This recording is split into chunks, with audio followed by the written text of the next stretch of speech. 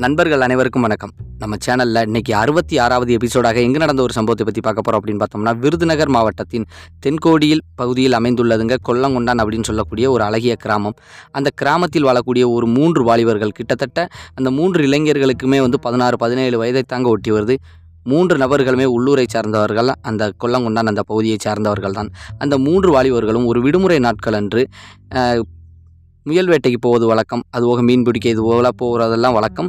அப்போது அந்த காலகட்டத்தில் இந்த சம்பவம் 2013 அந்த காலகட்டத்தில் நடக்குதுங்க. அப்போ 2013 அந்த காலகட்டத்தில் இந்த 3 வாலிபர்களும் கிளி பறவையை பிடித்து விற்பனை, அதாவது அவங்க உள்ளூருக்குள்ளே கிளிகளெல்லாம் வேட்டையாடி பிடிச்சி அதை விற்பனை செய்வது வழக்கம். இப்படி தாங்க அன்னைக்கும் அந்த 2013 அந்த காலகட்டத்தில் 3 வாலிபர்கள் போகிறாங்க.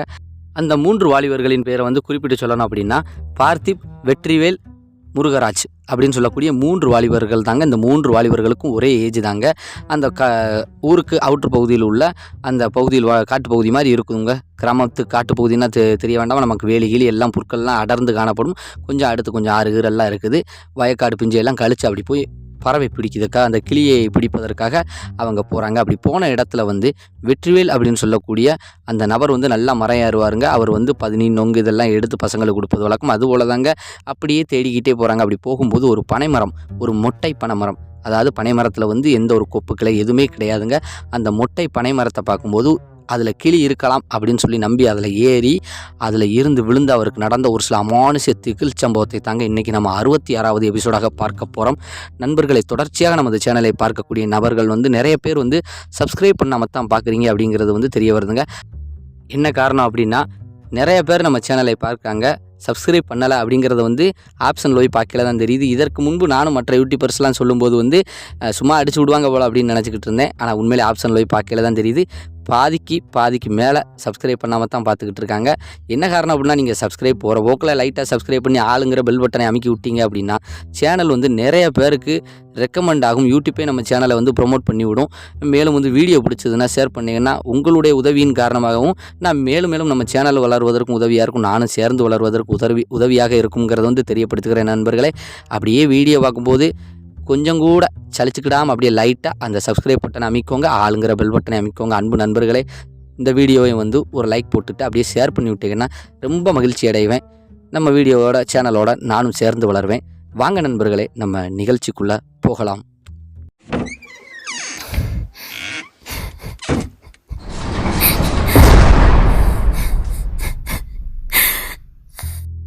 ஏற்கனவே நம்ம குறிப்பிட்டு சொன்னது போல் இந்த சம்பவம் விருதுநகர் மாவட்டத்தின் தென்கோடி பகுதியில் அமைந்துள்ளதுங்க. அந்த கொல்லங்கொண்டான், அந்த கொல்லங்கொண்டான் பகுதியில் இருந்து வெற்றிவேல், முருகராஜ், பார்த்திப் அப்படின்னு சொல்லக்கூடிய ஒரு 3 16 வயது 17 வயதை ஒத்த நபர்கள் அந்த கிளி வேட்டைக்காக போகிறாங்க. கிளியை பிடிச்சி, முன்பு சொன்னது போல தாங்க, கிளியை பிடிச்சி ஊருக்குள்ளே விற்பனை செய்து அதன் மூலியமாக வரக்கூடிய வருமானத்தை வச்சு கொஞ்சம் சந்தோஷமாக என்ஜாய் பண்ணிக்கிடுவாங்க. அப்படிப்பட்ட வாலிபர்கள் 3 நபர்கள் ஊருக்கு அவுட்ரு பகுதியில் உள்ள அந்த பகுதிக்கு போய், அந்த வனாந்திர பகுதி மாதிரி இருக்கக்கூடிய அந்த காட்டு பகுதிக்குள்ளே போய் அப்படியே தேடுறாங்க. அவங்க காலையில் போகிறாங்க. காலையில் வீட்டில் சாப்பாடு படம்லாம் போட்டு முடிச்சுட்டு அப்படியே ஒரு 10-11 மணி வாக்கில் அப்படியே நாவரட்சி எடுக்க, ஏன்னா தண்ணி இன்னும் எதுவும் கொண்டு போகல, எப்படியாவது போனால் பிடிச்சிட்டு உடனே வந்துடலாம்னு நினச்சி போக தேடி பார்க்குறாங்க. எங்கேயுமே ஒன்றுமே தெரியலை. அப்படியே சுற்றி அப்படியே தேடிக்கிட்டே போகும்போது அப்போ அந்த வெற்றிவேல் தான் பார்க்குறாருங்க, ஒரு ஒற்றை பனைமரம் மட்டும் கொப்பு இல்லாமல் அப்படியே பட்டு போன மணிக்கு அப்படியே நிற்கிது. அதில் ஏதோ பறவை பறந்த மாதிரி அவருக்கு அந்த ஒரு மத்தியான வேலையில் தெரிஞ்சிருக்கு. அப்போ கண்டிப்பாக அது கிளியாத்தான் இருக்கும். ஏன்னா தோற்றத்தை பார்க்கல அப்படி தான் இருந்துச்சு. ஒரு டக்குன்னு ஒரு பறவை பறந்து ஓடிச்சு, ஒரு வேலை இருக்கலாம்னு சொல்லி நண்பர்கள்ட்டெல்லாம் சொல்லும்போது நண்பர்கள் சரி ஏறி இருந்துச்சுன்னா பிடிச்சி கொடுமாப்பிள அப்படின்னு சொல்லி பசங்க, அந்த முருகராஜும் அப்புறம் பார்த்திப்பும் சொல்கிறாரு. வெற்றிவேல் நல்லா மரம் ஏறியக்கூடிய ஒரு நபர் தாங்க. அந்த பையன் சின்ன வயசில் இருந்தே இந்த மாதிரி பனைமரம்லாம் ஏறி 15 இறக்க நொங்கு இந்த மாதிரி வேலைகளில் ஈடுபடுவது வழக்கம். கிராமத்து தோழர்கள் இல்லையா, நண்பர்கள் இல்லையா, அதனால் அந்த 2013 காலகட்டத்தில் அந்த விடுமுறை நாளன்று அப்படி தான் ஏறுறாங்க. அப்படி ஏறும்போது அந்த மத்தியான வேலையில் பாதி மரத்துக்கிட்ட ஏறும்போது கருக்குன்னு யாரோ மேலே இருந்து இவரை எட்டி உதச்ச மாதிரி இவர் புத்துன்னு கீழே விழுந்திருக்காரு. இது இவருக்கு மட்டும்தான் தெரியுது. நண்பர்கள் கீழே நின்று அப்படியே பார்த்துட்டு இருக்காங்க. சிலிப்பாகி நமது வெற்றிவேல் நண்பன் கீழே விழுந்துட்டான் அப்படிங்கிறது மட்டும்தான் அவங்களுக்கு தெரியுது. நல்ல வேலைக்கு உச்சியில் ஏறி விழுகலைங்க.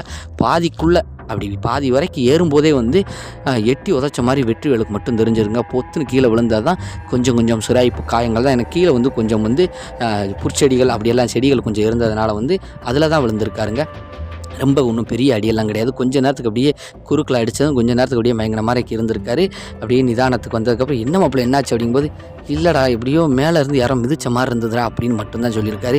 இல்லை நீ கையை டக்குன்னு எடுத்துட்ட மாப்பிள்ள, ஏன் மாப்பிள்ள இப்படி இருக்க, நல்லா ஏறி எடுப்பான்னு பார்த்து தானே உன்னை ஏற சொன்னோம், நாங்கள் ஏறி பழக்கம் இல்லைன்னு சொல்லி தானே உன்னை ஏற சொன்ன மாப்பிள்ள அப்படின்னு சொல்லிட்டு அந்த 2 நண்பர்களுமே வந்து வெற்றிவேலை வந்து சொல்கிறாங்க. வெற்றிவேல் இல்லைடா நான் நல்லா தாண்டா ஏறினேன், யாரும் எட்டி உதச்ச மாதிரி தான் இருந்துச்சுடா அப்படின்னு சொல்லி அந்த நேரத்தில் வந்து சொல்லி முடிச்சுட்டு, சரி வேண்டாம் ஏற்கனவே வந்து கீழே விழுந்துட்டேன், கை காலெலாம் உழையுது, குறுக்கு வலிக்குது அப்படின்னு சொல்கிறே, நம்ம வீட்டுக்கு போவோம், ஒரு நாள் பார்ப்போம் மாப்பிள்ள, இன்றைக்கி நம்ம வந்து வேஸ்ட்டாக தான் திரும்ப வேண்டியது இருக்குவா அப்படின்னு சொல்லிட்டு கொஞ்சம் சடைஞ்சு போய் 3 நண்பர்களுமே வந்து வீட்டிற்கு கிளம்பி வந்துட்டாங்கங்க. அப்படி வீட்டுக்கு வந்ததுக்கப்புறம் வந்து அந்த வெற்றிவேலுக்கு மட்டும் கொஞ்சம் வியேடாக நடந்து கொள்கிறார். அந்த விழுந்ததில் இருந்தே கொஞ்ச நேரம் வந்து யார்கிட்டையும் பேசவே இல்லை. அதற்கப்புறம் பேச்சு கொடுத்து வீட்டுக்கு கொண்டு வந்து விட்டுட்டு போனாலுமே இவர் வீட்டில் வந்து சாதாரணமாக இயல்பாக இல்லைங்க.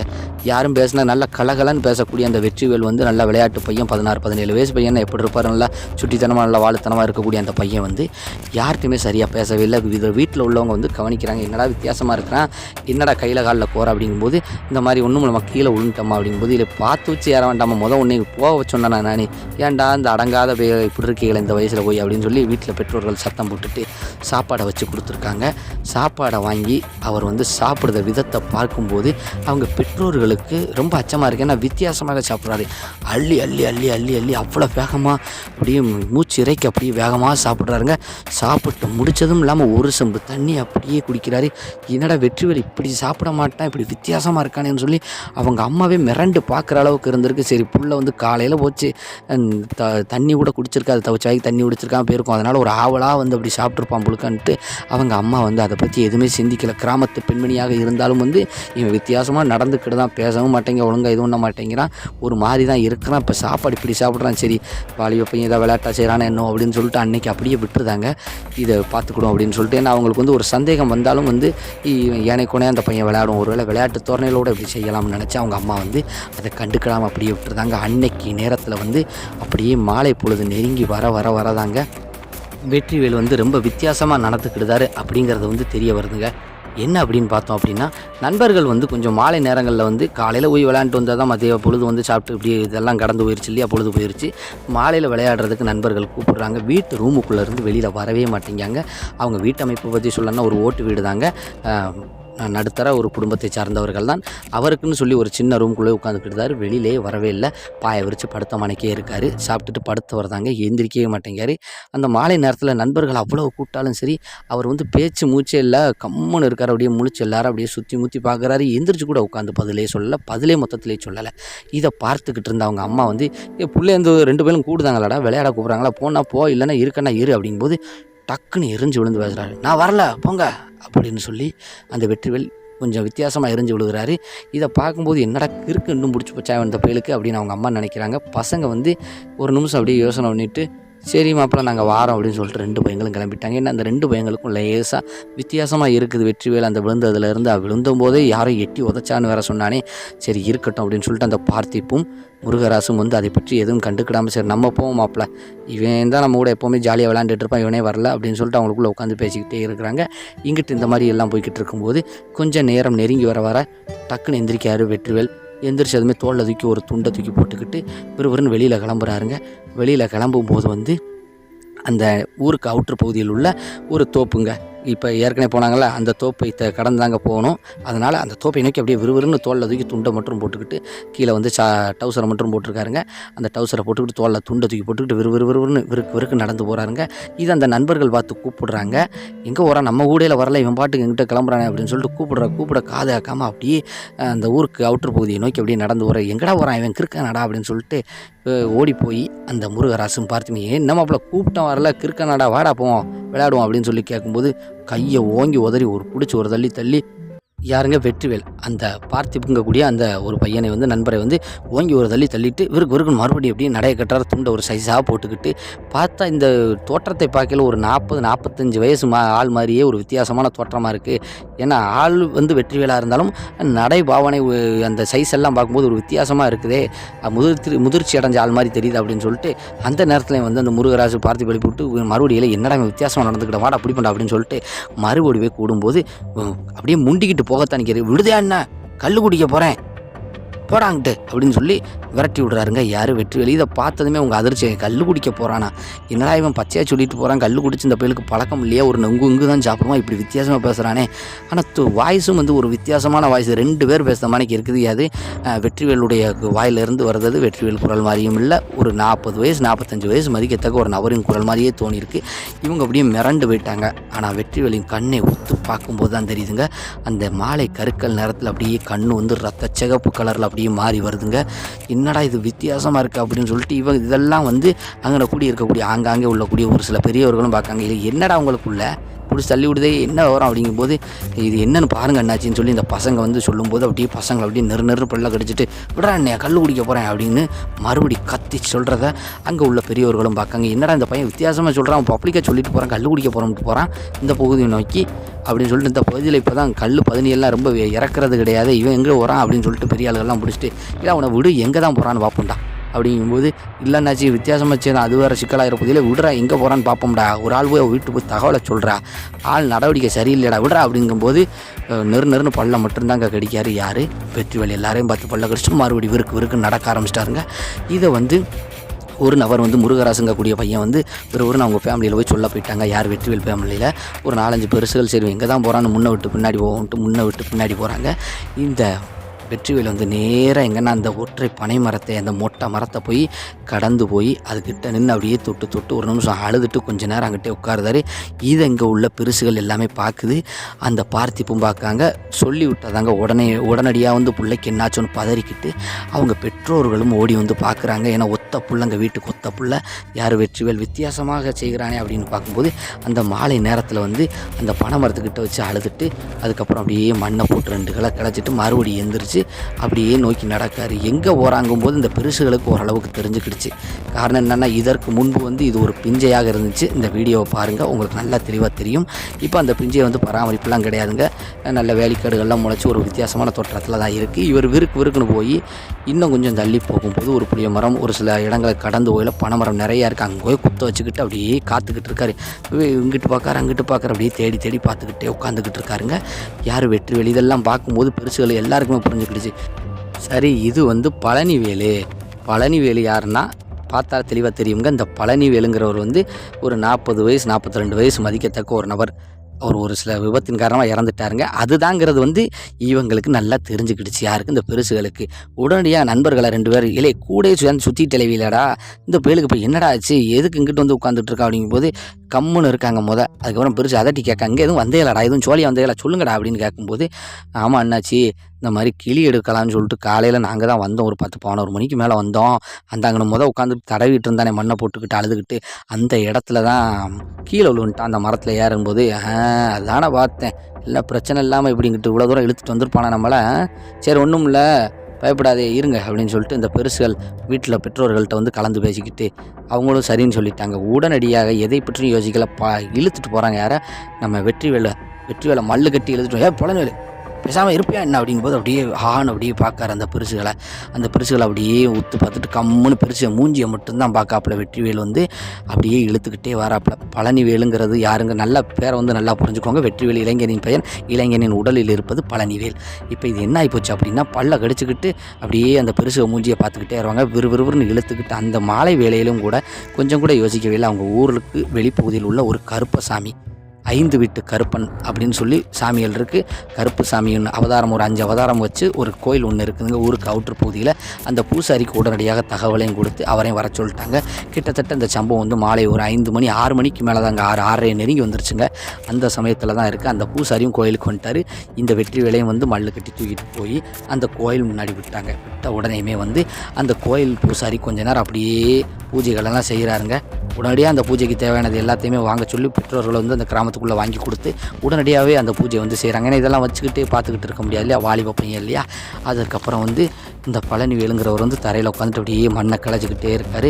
கொஞ்சம் நேரம் கழித்து பூசாரி அருள் வந்து ஆட ஆரம்பிச்சிடுறாரு. சாமி ஆடி வெற்றிவேலை பார்த்து அப்படியே ஆங்காரமாக, யாரப்பா நீ, எதுக்கு என் பிள்ளை வந்து பிடிச்சிருக்க சொல்லப்பா அப்படின்னு சொல்லி ஆக்ரோஷமாக ஆங்காரமாக கத்தும்போது முதல்ல ஏளன சிரிப்போடு நக்களோட பார்த்துக்கிட்டு இருந்த அந்த வெற்றிவேல் உடம்பில் இருக்கக்கூடிய அந்த நபர் வந்து அப்படியே சிரிச்சுக்கிட்டே இருந்தான். உடனடியாக மறுபடியும் ஆக்ரோஷம், யார் நீ சொல்லுங்கிறோம்ல, 5 வீட்டு கற்பனை தெரியும்ல, என்ன பண்ணுவேன்னு தெரியும்ல அப்படின்னு சொல்லி ஆங்காரமாக கையில் ஒரு வேல் தடியை வச்சுக்கிட்டு இருக்காருங்க. யார்?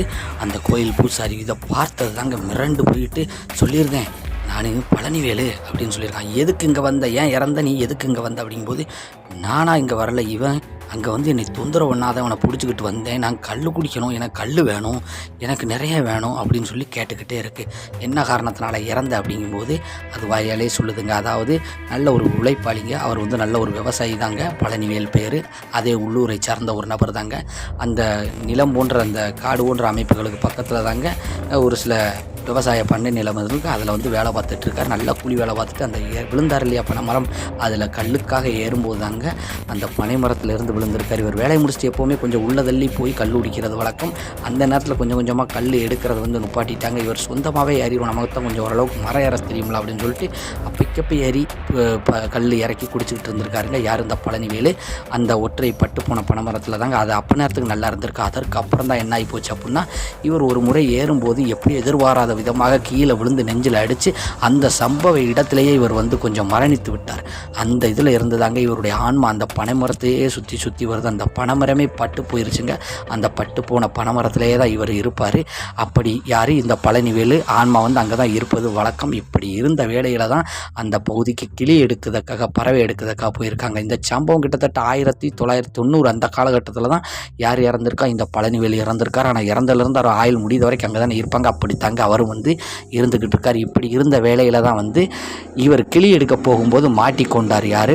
நமது வெற்றிவேல் வந்து மாட்டிக்கொண்டார். இது அவர் வாயாலே சொல்லுது. இப்போ நீ இவனை விட்டு போயிடணும், என் பிள்ளை விட்டு போயிடும் அப்படிங்கும்போது, நான் போயிருந்தேன், எனக்கு கல் மட்டும் வேணும், கல் ஒரு குடம் வேணும் அப்படின்னு கேட்கும்போது உடனடியாக அந்த கோயில் பூசாரி, உனக்கு இறந்த இடத்திற்கு அந்த கல் வரும், நாளைக்கு கொண்டு வந்து வைப்பாங்க, இப்போ எதுவுமே முடியாது, நீ என்ன பண்ணி இப்போ இடத்த நீ காலி பண்ணியே தீரணும், இந்த கல் இந்த பையங்கையாலேயே கொண்டு வந்து குடும்பத்து நபர்கள் கொண்டு வந்து வைப்பாங்க, நான் சொன்னது உண்மை, உனக்கு கட்டாயம் நடக்கும், நீ இடத்த காலி பண்ணி நீ யாருக்கு இந்த தொந்தரவு பண்ணக்கூடாது அப்படின்னு சொல்லிட்டு அந்த கோயில் பூசாரி திட்டவட்டமாக சொல்லியாச்சுங்க. இதை அப்படியே பார்த்துக்கிட்டு இருந்த அந்த வெற்றிவேல் உடம்பில் இருக்கக்கூடிய பழனிவேல் வந்து, சரி நான் கண்டிப்பாக போயிருந்தேன், யாருக்கு எந்த தொந்தரவும் பண்ண மாட்டேன், எனக்கு கல் மட்டும் கொடுத்துருங்க அப்படின்னு சொல்லி கேட்கும்போது, கண்டிப்பாக உண்டு, நீ இனி வரக்கூடாது, சத்தியம் பண்ணிட்டு இங்கேருந்து போ அப்படிங்கும்போது, முக்காலம் சத்திய நாய் நீங்கள் வரமாட்டேன் அப்படின்னு சொல்லிட்டு யாருங்க?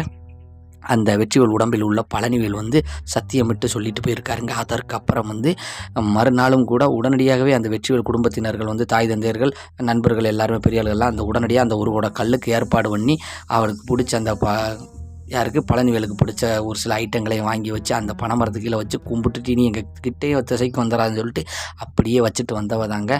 அதுக்கப்புறம் 2 நாள் கழித்து அங்கிட்டு போய் குடத்தை எடுத்துகிட்டு போன வகையில் குடமும் இல்லை கல்லும் இல்லை எதுவுமே இல்லைங்க, மிரண்டு போயிட்டாங்க. ஆனால் அதற்கப்புறம் வந்து இந்த வெற்றிவேலுக்கு வந்து எந்த ஒரு சிக்கலுமே ஏற்படவே இல்லைங்க. இப்போ வரைக்கும் வெற்றிவேல் நல்லா தான் இருக்கிறாருங்க. ஆனால் அந்த நேரத்தில் அந்த சம்பவம் அவங்களுக்கு வந்து பெரிய பரபரப்பை ஏற்படுத்தி இருக்குதுங்க. பேராசிக்கு கண்டு வெற்றிவேல் பழனிவேலை பிடிச்சாரான்னு தெரியலைங்க.